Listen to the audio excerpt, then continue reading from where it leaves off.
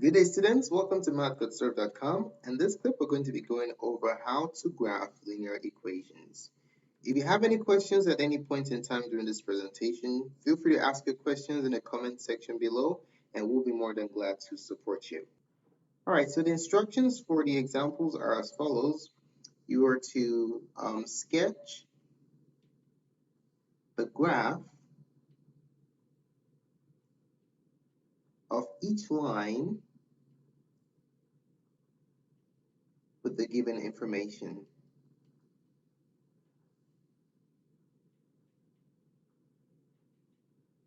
Okay, so question number one, we are provided with the intercept. So let's say the x-intercept is 3 and the y-intercept is 4. So what does a graph of a line with these intercepts look like? So let's start out by drawing our axis. That's our x-axis, that's a y-axis, and that's our x-axis. Now, when you're drawing your coordinate system, taking a look at the given information will help you to make sure that you draw it in a way that captures the relevant components of what you want to graph, okay? So if you look at the y-intercept, it is a positive number, which is 4, and the y-x-intercept is a positive number. So both intercepts are positive. So you want to make sure that the upper and right side of the axis, the positive y and the positive x, are big enough to contain these numbers. Okay, if you do that, then you should be fine. Okay, so what am I talking about? Let's start off by graphing the x-intercept. Okay, so I'm going to go by 2's for my x-axis. So let's call two boxes 1, 2, 3. Okay, so there you have it. So you graph the first point right here on my x-axis. Now you know what the word intercept means, right? That's where it cuts that particular axis. Y-intercept, let's count by 2's also. So that's 1, 2, 3, 4. Okay, 4, 3, 2, 1. And there is my y-intercept of positive 4. So the line that goes through those 2 points is the line that satisfies this given condition. So let's go ahead and draw the graph of that line. So we're just going to go from this point through that point like that. And then extend it in the other direction.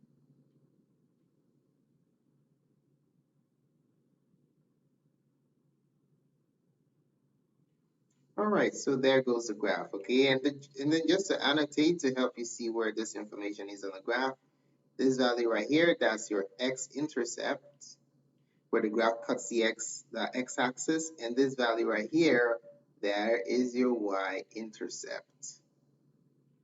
All right, let's take a look at problem number 2. Let's say we're given the following equation, 3x plus 4y equals 8. Now, what on earth is this? This is the standard form of the equation of a line. Now, what we're going to do is we're going to convert this into the slope-intercept form, okay? So the slope-intercept form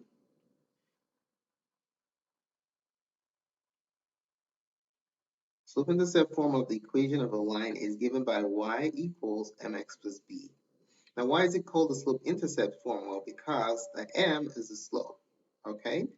And b is the y-intercept. So if an equation of a line is presented in this format, you can easily determine the slope and the y-intercept, okay? And if you have this equation, you can determine the slope and y-intercept with ease too. So what we're going to do is place this equation into this form. This form right here is known as the standard form of the equation of a line, all right? Now, in order to get that into slope-intercept form, we just need to get y isolated. So let's go ahead and do it. First step, subtract 3x from both sides so that we yield 4y equals negative 3x plus 8. Next thing to do is to get y isolated, so we have to divide every single term by positive 4. Okay? So that procedure will yield y, the 4 is divided out, equals negative 3 over 4x plus 8 over 4 is 2. Now let's rewrite our slope-intercept form of the equation of a line right here, y equals mx plus b. What do you notice? Our m value, the slope is negative 3 over 4, and our y-intercept is 2. Okay, so m, which is the slope, is negative 3 over 4. And this means you're going to have a negative rise of 3 units and a run of 4 units. But where do we start from? Where do we start graphing the slope values? We're going to start from B, the y-intercept, which is positive 2. Okay, the y-intercept is positive 2 on the y-axis. All right, so that's all the information we need to graph the line. So let's see, sketch our y-axis and then our x-axis. Let's go ahead and label them accordingly. So this is my x-axis right here, and this is my y-axis right there. All right, y-intercept is 2. So let's count by 2's, 1, 2. So you mark this, that's the first point, okay? So how many points define a line? You need at least 2 points to define a line, okay? So how do we find where the second point is located? Well, that's a function of the slope. We're going to rise negative 3, so we're going to go down 1, 2, 3 to negative 1. And then we're going to run 4 units to the right. 1, 2, 3, 4. Okay? So starting from here, you go down 1, 2, 3, negative rise of 3, and then you run 1, 2, 3, 4. That's the second point that defines the line. All right, so to finish the problem off, just simply draw the line that goes through those 2 points, and then you're done. Okay, so that goes first part of the line, and then the second part of the line through there, like that. So this is the line with the equation 3x plus 4y equals 8. All right, let's go ahead and take a look at problem number 3. Now for problem 3, what if we have the equation y equals 1 over 4x plus 2? Now this is a nice problem. Why is that? It is already presented in slope-intercept form in the y equals mx plus b form. So just by extracting the m and b values, we can easily draw the graph, okay? So that's your m, 1/4, and your y-intercept is 2. So m, the slope of the line, is given by 1 over 4. So we're going to be rising 1 unit and running 4 units. Where are we starting from? Your b value or y-intercept, which is positive 2 on the y-axis. Okay, so that's the beauty of having the slope-intercept form. It's very easy to extract the necessary components that you will need to draw your graph, okay? So let's start with the y-intercept. So that's 1, 2. So this point right here is the y-intercept on your y-axis. That's the first point that we can use to draw a line. We need at least 2 points to define our line. How do we find the second point? That's where the slope comes to play, okay? So for the slope, we're going to rise 1 up to 3, and then we're going to run 1, 2, 3, 4, okay? So we're going by 2's, so that we have a nice looking graph, 1, 2, 3, 4.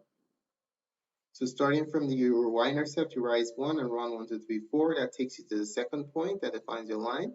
And then a line through these 2 points is basically the line with the equation y equals 1/4 x plus 2. Okay, so just simply draw your line, place your rule on the 2 points, and draw a line through those 2 points. Okay, so that is the graph of the line with this equation. All right, let's go ahead and try another example. That was number 3. Okay, let's look at question number 4. Now, what if we have the equation of the line x equals 3? Now, what is this? This is an extreme case, okay? In this case, it's either a vertical line or a horizontal line. Now, this is a big mistake that many students make. They think that the label of the axis tells you the direction of the equation of the line, and the answer is that's incorrect, okay? So this is the deal. The x-axis has an equation and the y-axis also has an equation, okay? So the x-axis has an equation. Guess what the equation of the x-axis is? The equation of the x-axis is actually y equals 0. What does that mean? Regardless of whatever your x value is, y will always maintain the value of 0. Okay, so even though this is called the x-axis, the equation is y equals a constant. Your y-axis, do you know what the equation of that line is? The equation of the y-axis is x equals 0. Okay? So what does this tell us? If you have x equals a constant, you're going to have a vertical line. If you have y equals a constant, you're going to have a horizontal line. Okay? Basically, forcing the indicated value to remain the same for all values of the other coordinate point. Okay? All right, so for x equals 3, what does that mean? Well, all you do is find 3 on your coordinate system on the x-axis. That's 1, 2, 3. Now for x equals 3, that means that you can create multiple points along y, but the x value must always be 3. Okay, so x value is 3 here, go up. Here, y is 1, but x is what? 3. You can go up another value, y is 2, but x is 3. So x always has to be 3, regardless of what your y value is. Y is -1, guess what? X is 3. So if you look at a collection of points where x is always 3, you will end up with a vertical line with an x-intercept of +3. Okay? So this line right here is the line with the equation x equals +3, and it has an undefined slope for your information. Okay, let's try another example for question number 5. Let's say we have the equation of the line x plus 1 plus y equals 0. What form is this? This is neither standard nor slope-intercept form. The target form that we want is a y equals mx plus b or slope-intercept form, because this is the form that makes it easy to determine the slope and the y-intercept. Okay, so our goal here is to do what? Our goal is to get y isolated. All right, to accomplish that, we'll subtract x and 1 from both sides of the equation. Carrying out that move will isolate y on the left side. Okay, so this to cancel out and left with y equals -x minus 1. So what is m and what is b? Y equals mx plus b. We can clearly see that b is -1. Now there's an imaginary 1 right here, so -1 is actually our m. That's what we need to graph our equation. So m, which is the slope, is given by -1/1, and b, the y-intercept, is -1. Okay, so what does the slope tell us? The slope tells us that we're going to be rising -1, which is a fall of 1, and running +1. Okay, where are we starting from? We're going to be starting from -1 on the y-axis.